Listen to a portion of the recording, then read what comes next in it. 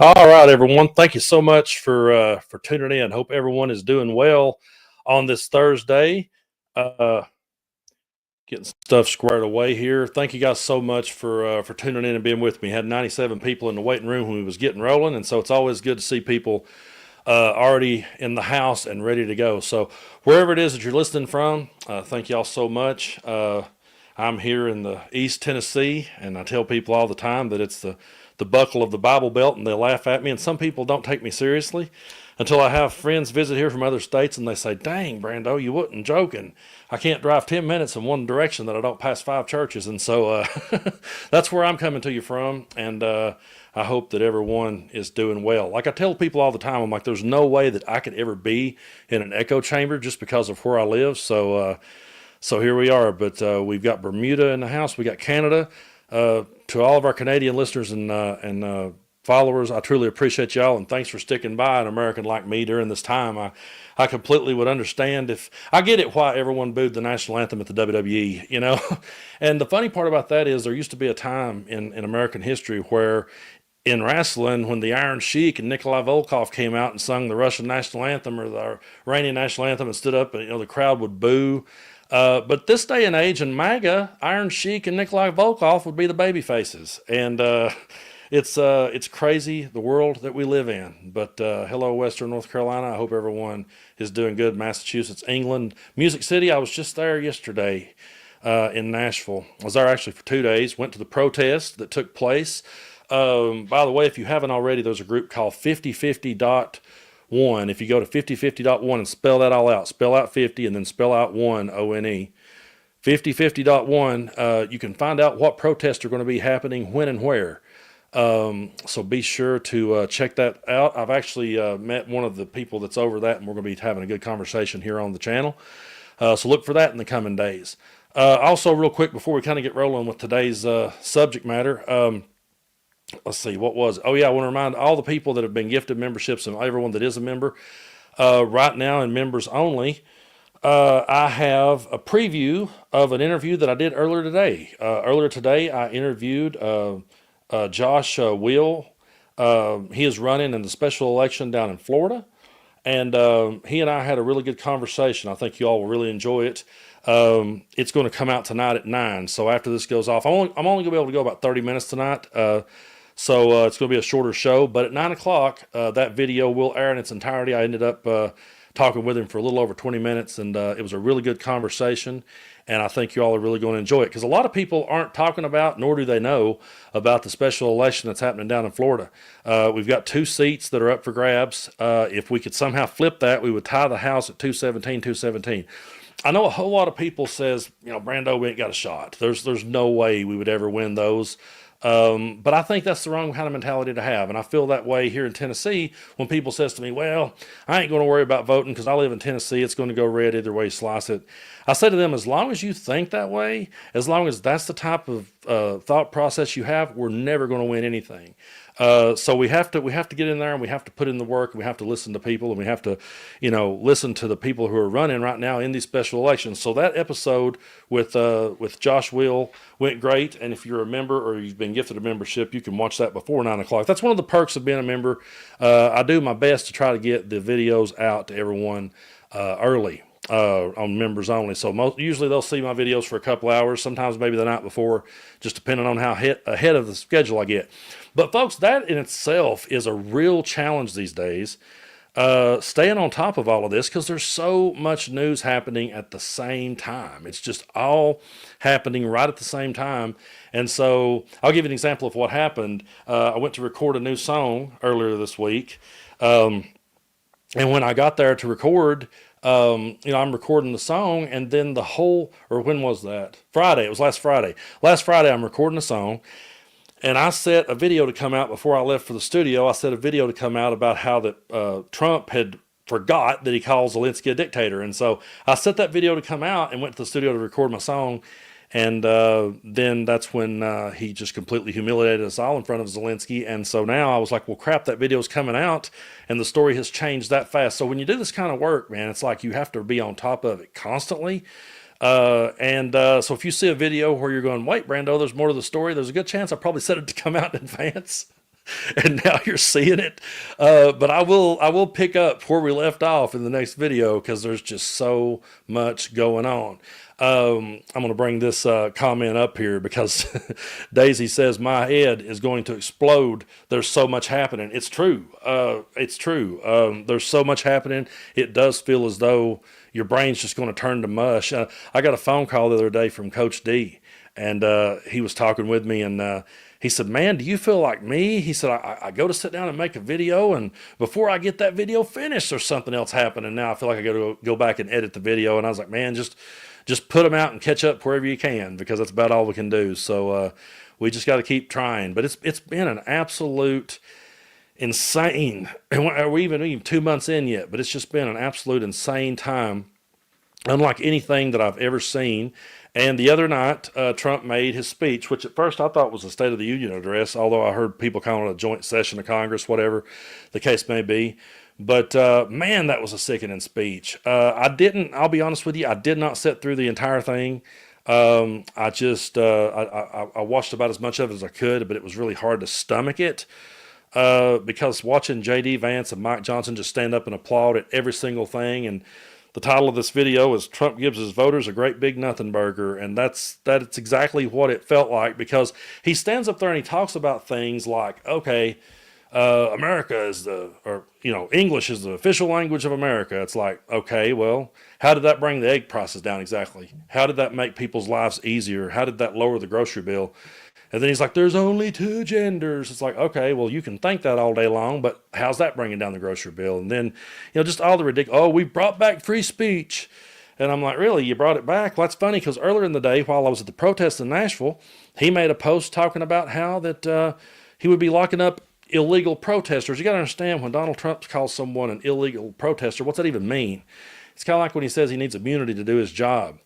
Kind of sounds like when he says that, he has to have that. I have to have all these special privileges in order to be able to do my job for official acts. It's like, oh, do you think Donald Trump would ever come out and say, well, this act here wasn't official? Do you think there's any chance in hell he would ever say that? No. So when you say we're going to lock up illegal protesters, we're going to imprison protesters, it's like, well, what? All he has to do is deem it illegal, then say it's an official act, and there we go. So there were a lot of people when I was out at the protest. I talked to a lot of people, but what was very interesting to me is I would start talking with somebody. We would be having a great conversation, and I would be going, yeah, this is a great conversation. So I would, right in the middle of it, I would kind of interject and go, hey, you want to go live with me? Or you want to make a video with me? I'll put it in a video later. And immediately, like, oh no, I can't let my face be seen. I'm afraid I get doxxed at work.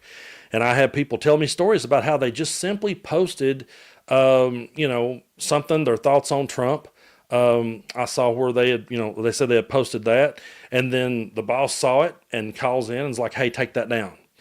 But yet all the coworkers just post MAGA stuff all day long, and none of them ever got called on it. So it's one of those things where they're complete and total hypocrites when it comes to free speech. And we saw that during Trump's speech, because Al Green got up and he had some words to say to Trump, and Mike Johnson had him removed. And what was so interesting about this to me is the way that the first thing I thought of when I saw that part of the speech was, well, Lauren Boebert, Marjorie Taylor Greene sure as hell got away with it. Everyone got away with heckling Biden and was encouraged to do so. But Al Green is not backing down from any of this. He's taking responsibility for it, which is something you'll never see MAGA do. So we're going to take a look right now at a speech that Al Green made, I do believe, earlier today. Roll that clip. And I wanted him to know that he didn't have a mandate to cut Medicaid. I did this because Medicaid is the only insurance many people have in this country. I am blessed. As I stand here now, there's a physician waiting. If something should happen, I will be taken to that physician. I have the best health care in the world. There are other people who have less than I. I would have them have what I have. But I surely will not stand by and see them lose what little they do have. Medicaid is for people who don't have the kind of health care that 435 members of Congress and 100 members of the Senate have. But I said in a video that I did about this subject, I said that I really believe that every Democrat should have just got up and walked out with him. because he was talking about something important. He wasn't heckling the way that Marjorie Taylor Greene and Lauren Boebert was to Biden. That's not what he was doing. There's people that could argue with this and say, well, was that the proper time and blah, blah, blah. But again, he's not backing down, and I respect him for that. I may not agree with everything he says. I don't know him well enough to know if I agree with everything he says. But I really respect his stance and the fact that he's talking about an issue at hand, because when he's talking about Medicaid and Medicare and people's health, that's something that's going to affect all of us, folks. That's, and all these nothing burgers that Trump gave his crowd, it's just that. Al Green is talking about something of substance, even if he was yelling in the middle of a speech. It was more substance than you was ever going to hear come out of Donald Trump's mouth. But he's not backing down. He's taking responsibility, and he says so in this next one. Roll it. I think that on some questions of conscience, you have to be willing to suffer the consequences. And I have said I will. I will suffer whatever the consequences are, because I don't believe that in the richest country in the world, people should be without good health care. I stood up for my constituents then. I'm standing up for my constituents now. I am grateful to Mr. McGovern for what he has said. I'm grateful to those who have been standing with me. But I will tell you, I appreciate you. No anger. The officers who escorted me out, they were kind to me. I don't blame the speaker for anything.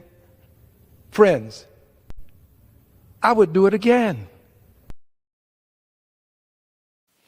Notice what he said. I don't blame the speaker. I don't blame the police officers that escorted me out. Imagine if that had been Marjorie Taylor Greene and Lauren Boebert. Actually, we don't have to imagine. When they did it, they sat there and said, oh, it's the weapon. Can you imagine if, Marjorie Taylor Greene could have reared back and thrown a baseball at Joe Biden.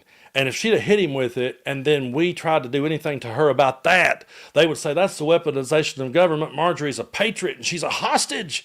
It's so ridiculous at the two-facedness and just the hypocrisy of all of these people.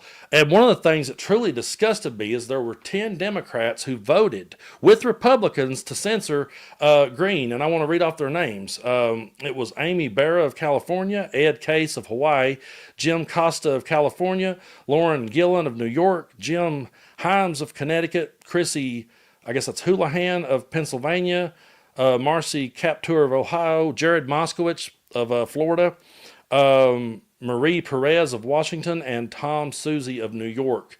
That's 10 people that did not stand alongside of Al Green, and I call bullshit on that. They absolutely should have got up and walked out with him. And Jared Moskowitz is one of those people, kind of like John Fetterman, who I never know which way he's going. I've shared clips one day of Moskowitz saying something that was spot on that I agreed with wholeheartedly, and the next day he's just doing something like this. And same goes for Fetterman and a whole bunch of them who, for whatever reason, thinks that it's just okay to do that. What you got to understand, these people don't respect us at all, okay? Mike Johnson, no one in MAGA gives a damn about any of us. If every Democrat had got up and walked out too, yeah, they would have got trash talked. Yeah, Mike Johnson would have had plenty of stuff to say about him.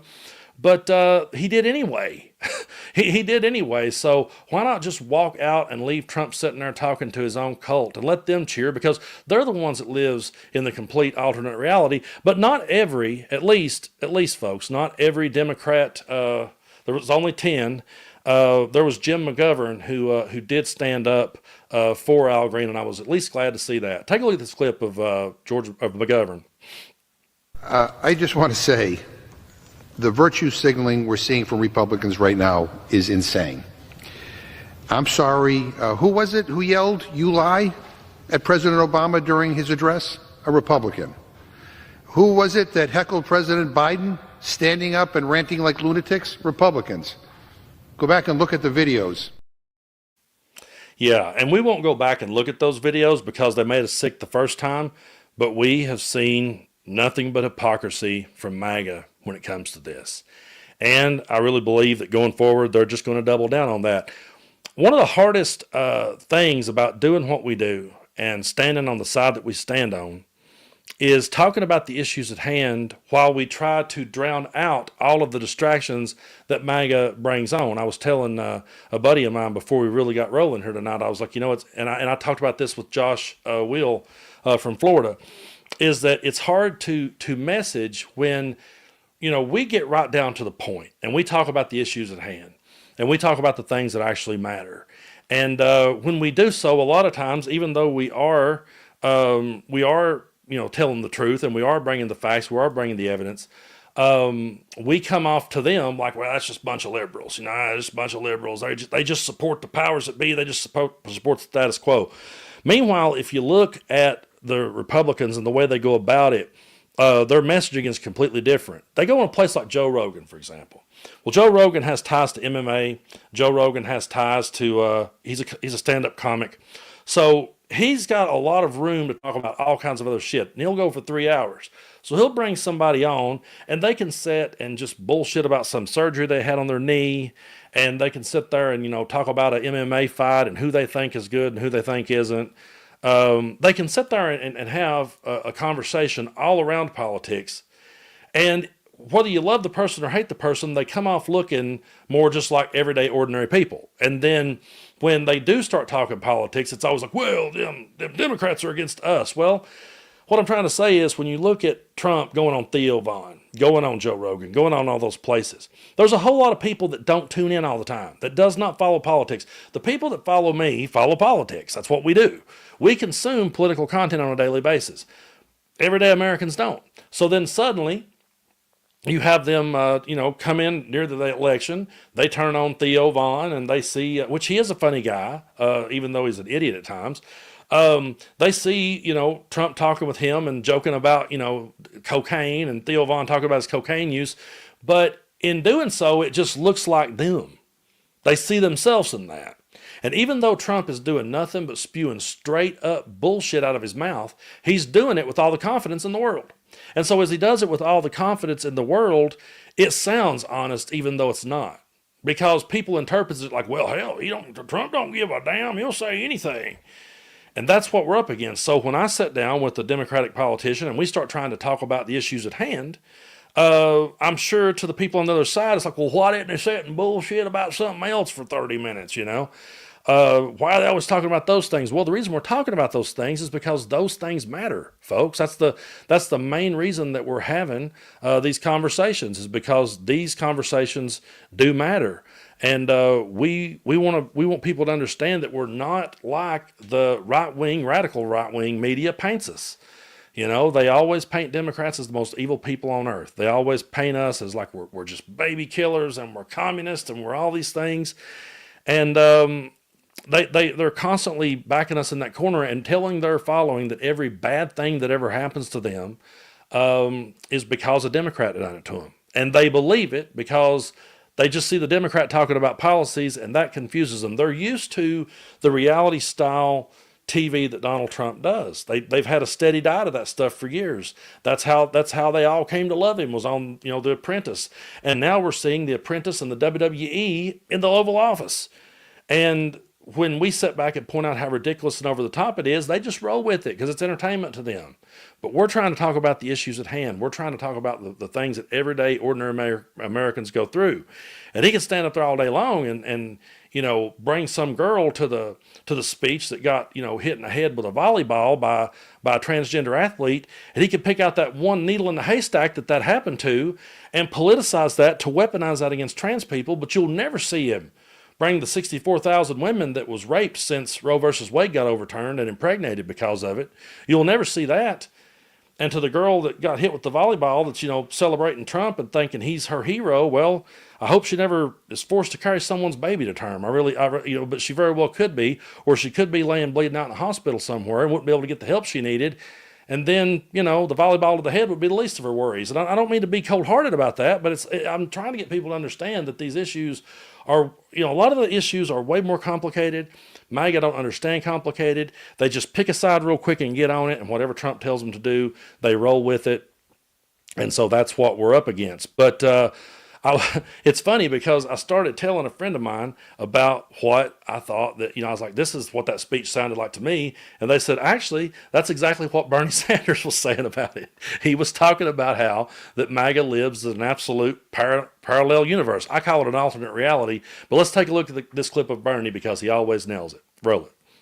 Heard tonight, President Trump has been very effective in creating what I would call a parallel universe for his supporters. A set of ideas that either have no basis in reality or in the great scheme of things are nowhere near the most important concerns of the American people. And one way that he does that is through the concept of the big lie, and boy, did we hear that tonight. You say something that is grossly false, say it over and over again, and have right-wing social media blast it out endless times until people actually believe it. I mean, he's spot on right there. He's absolutely spot on. And the saddest part about Bernie is he always pretty much has been. And again, me and my friend was talking right before we started the show, like, dang, you go back to a time when that guy was filling up stadiums and did have that populist following and did have so many people behind him. They got the hats and shit that says Trump was right about everything. We really need a Bernie was right about everything, because every time Bernie has you can love him or hate him or feel however you want to feel about him, but that guy has been standing up for his principles and his views his entire life. He's made an entire career out of it, and he's always been that guy. And there was one clip I did see where he was walking out of that. They said, what do you think of his speech? He said, not much. Mine's going to be better. And it was. If you get a chance, go check that out. Go check out the entire, I think it was 20-some minutes that Bernie did. And like I said, Bernie just always nails it. And he's just I've always liked Bernie. That would be a dream interview for me, would be Bernie Sanders, because I would love to sit and shoot the breeze with him. He's a guy who I've just always had a ton of respect for. And so, he was spot on it. They do live in that alternate universe. And I said this in a previous video, and I saw some commenters really got upset at this that I said. But I was talking about how that, Jim Jones, the cult leader, took his cult down to Jonestown, and they all lived in an alternate universe. And, he ended up getting those people to drink Kool-Aid and take their own lives. Well, Donald Trump created his own little alternate reality. You can call it MAGA or the Trump train or whatever the hell you want to call it.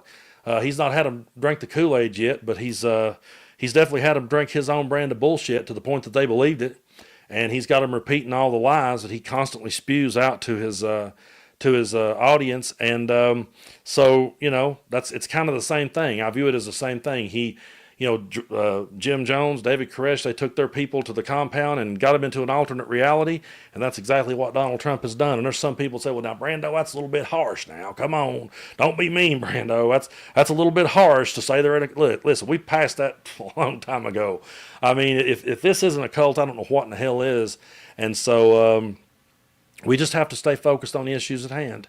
So as we wrap things up here, I just want to remind everybody of a few things as we wrap up. First of all, if anyone tonight was gifted a membership or you became a new member recently, one of the perks to getting to becoming a member is if as long as I'm ahead of things, you get the videos early. And so right now, if on members only, I do have a video up that I did with Josh Wheel from Florida. He's running in the special election down there. If you just tuned in, we do have a chance to flip those two seats. I know a lot of people says, Brando, that's impossible, but we do have the opportunity to flip those two seats. We could tie the House up 217 to 217. So that interview, I got to wrap it up here in a few minutes, but that interview will be tonight at 9. That video will be released. Right now it's on members only, so if you're a member, you can watch it before 9:30. And also, I've got a brand new song coming out tomorrow that I wrote with singer-songwriter Charlie Bacall. We co-wrote that one together, and then Charlie was kind enough to make a music video to go along with it, and it turned out really good. And I want to, if you've not had a chance, check out Charlie's music. It's Charlie Bacall. That is spelled Bacall. She's been writing a whole lot of protest songs and standing up for what she believes in. And I'm going to be interviewing her here pretty soon too, because I want to talk more about that, and I want to talk about what it's been like for her, getting blacklisted as a musician who starts speaking out. The same thing happened to me. It happens to any country artist in my part of the world that speaks out. I won't call this person out by name, but I did have someone who's very close to me say it's getting harder and harder to shut up and sing, and I was like, well, if you ever decide to do that, if you ever decide to not shut up and sing and start talking, you can always come on my channel and talk to me, because I know all about that, and I know how quickly people can turn against you. The minute you speak out, if you're a singer or an entertainer. When they say they love Donald Trump because he speaks his mind, that's bullshit. They don't like him because he speaks his mind. They like him because he speaks what's on their mind, and because he empowers them to speak what's on their mind. And so that song will be coming out tomorrow at 11. But again, that's on members only too as well right now. So if you're a member, you can see it. If you're a Patreon member, it's there at the moment. Those things, usually I put out the stuff early there. So also be sure to check me out over on Patreon. I do have a Patreon, and we're still trying to figure ways to pump more content on that, so that everybody gets their money's worth, and we feel like they do. And so if anyone has any ideas for content, I'd be glad to hear you out, and we'll put some more stuff up there.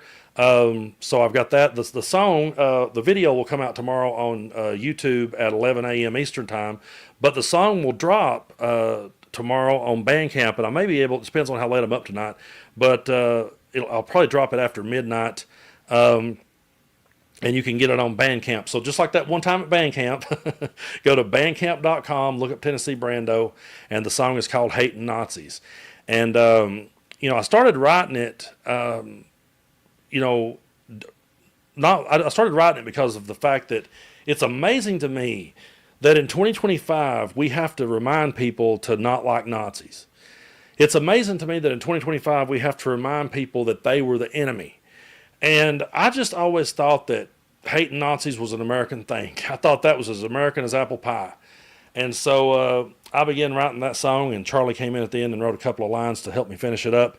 And we got it out there, and it's coming out tomorrow for the public to hear. And I'm looking forward to everyone for hearing that.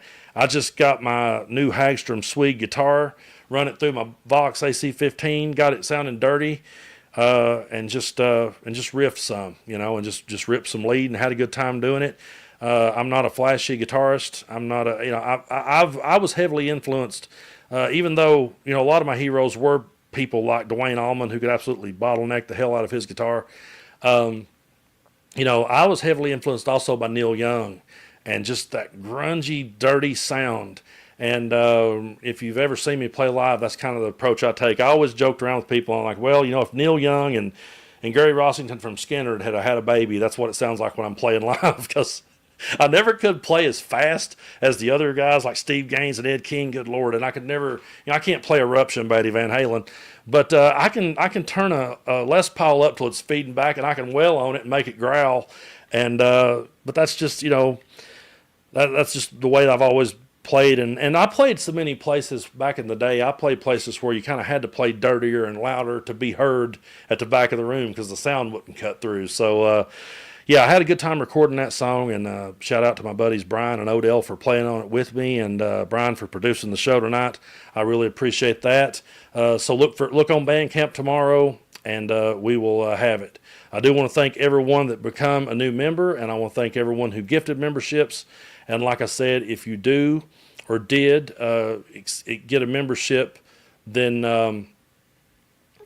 you can check out both these things I've been talking about, the song and the interview with Josh Will. You can check that out before they come out. So, again, real quick, I want to give a shout out to Ashley, to Bonnie, Bonnie not only became a new member, but then she gifted a membership. Thank you so much for that. Shout out to Tammy and to Debbie for both gifting 5 memberships. Shout out to Catch My Whiff for the donation. I really appreciate it. Also to MAGA Tears, thank you for that. To Independent, thank you so much to Debbie, and for this one, thanks for the tip.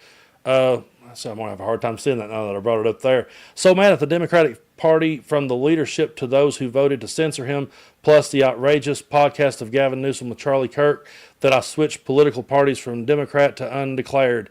They have to earn my vote back. You listen, I totally understand how you feel. You have every right to feel that way. I'm never going to tell you that you're wrong for having those feelings, but just keep in mind the threat that Donald Trump does pose to democracy. I'm not here to tell you the Democrats always get it right. They piss me off every day, if I'm being brutally honest with you. But just always remember, we wouldn't be in this boat had we dodged Trump a long time ago. So I do appreciate the tip, and I totally understand your sentiment, 100%. I get it. Also, thanks to Carol for gifting 5 Tennessee Brando memberships. Shout out to Bob and to Jeanette for gifting a membership. Linda McDonald, thank you. Also, thanks to Eric and 3 Adoja.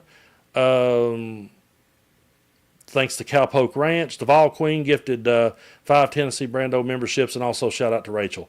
I really appreciate all of you, and thank you for taking time out of your day. I'm not going to be able to go a full hour tonight. I got some things I got to take care of, but I hope everyone takes care of themselves. And be sure, like I always say it. I'll do something real quick on the way out, but be sure to take care of your mental health. Be sure to do that.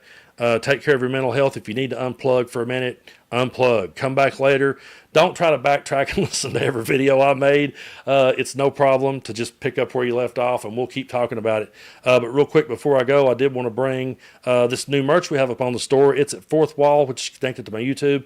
Right here we have the Pro-Democracy Warrior shirt with that Pro-Democracy Warrior on the back with the American flag, or the American flag's on the back, Pro-Democracy Warrior on the front. There is the hoodie as well. And then we also have this one here: when tyranny becomes law, rebellion becomes duty. We have that in both t-shirt and hoodie form. And I really appreciate all of you that have placed orders on Fourth Wall. I usually try to tag those products in the videos. And so if you get a chance to check those out, be sure to do so. And just remember, it's true. When tyranny becomes law, rebellion becomes duty. So lift up your voices, let them be heard. Get out there and go to as many protests as you can. Check out 5050.1 to see when they're going to be happening in your state. I've got some really cool guests lined up that I think you're really going to enjoy. I'm going to be going on some shows I think you're really going to enjoy and be kind of surprised to see me on. And so just remember that I love you and care about you, and take care of your mental health. And we'll get through this. We will get through it. We'll make it one way or the other. But I want you to know that I appreciate all of you. And I'll let you know when I get ready to do another music show again. A lot of people's been asking when I'm going to do that over on Patreon. I'm going to soon. I'm just trying to get my schedule in order, and it's getting more and more hectic by the day. So, be sure to check out the Hating Nazis tune coming out tomorrow over on Bandcamp.com. Check out the video in the morning. And I really appreciate all of you. Y'all have a good rest of your evening.